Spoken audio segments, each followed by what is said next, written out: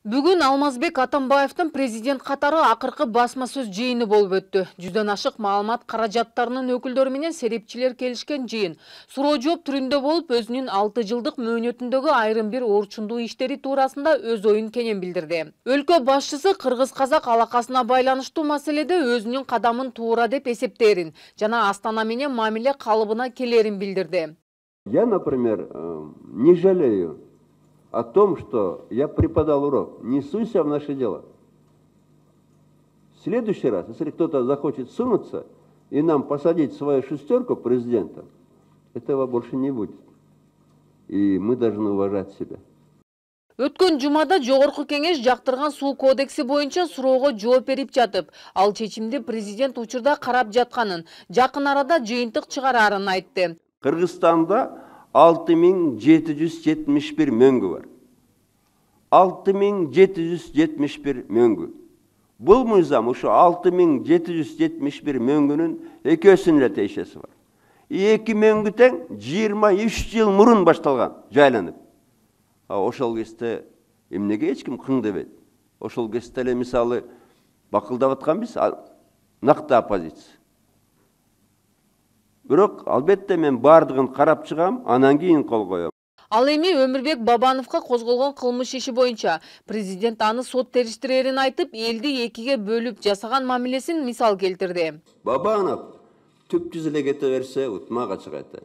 Анан өз элине каршы чыкканда, менимче Кудай эле урду. Ошол эле Онадырдагы сөзүн да оозуна салып берди, башка жарыктарын да оозуна салып берди. Аны Кудай өзү эле уруп салды, ачык айтты. 7 каналдын журналистинин жаңы шайланган президент коррупция менен күрөштү ушундай деңгээлде алып кетүүгө эрки жетеби деген суроосуна Атамбаев Жээнбековго ишенерин, учуру келсе Барак Обаманы дагы эшикке чыгарып коерун айтып тамашалады. Келечектеги президентти мен өзү жумшак адам катары сыпатташат. Мына ушул күрөштү ушундай деңгээлде кийинки президент алып кетүүгө эрки жетеби? Жаңы президент жумшак адам деп атканына мен кошулбайм, мен аны жакшы берем. Ал жини келгенде чыгашке деп Обаманы да угуп чыкпады. Ошондуктан ал жини келсе ал өзү таза адам. Менимче коррупцияны бир топ эле ооздуктайт. Чыгышка.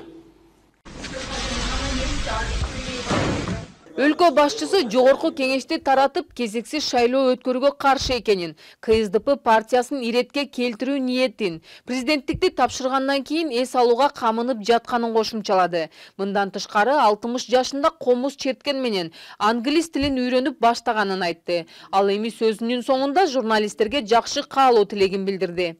Аман эсен болгула, бактылуу болгула, көп жашагыла, Кудай буйруса, бер жакка бер жагы эле бир 90го 100гө чыккыла, мен да Кудай буйруса жашайт элем, Кудай эмир берсе. Рахмат. Алмазбек Атамбаевдин маалымат жыйыны мурдагы өлкө башчыларынын басма сөз иш-чараларынан айырмаланып, журналисттердин каалаган суроосун берип, ачык жооп алганы. Ошол сыңары бүгүнкү маалымат жыйында кызыктуу, ачык маанайда өткөндүгү айтылды.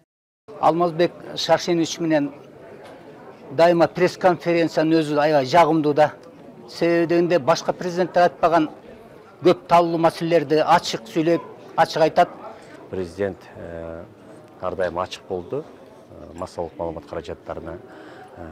Кандай ачуу, жагымдуу суроолордун бардыгына эми өзүнүн деңгээлинде жооп берчү.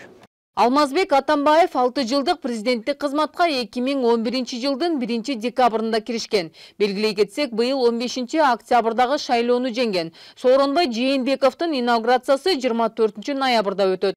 Анархан Алтымышева, Чыңгыз Айбашев, Каныбек Темиров, 7 канал, Бишкек өкүлчүлүгү.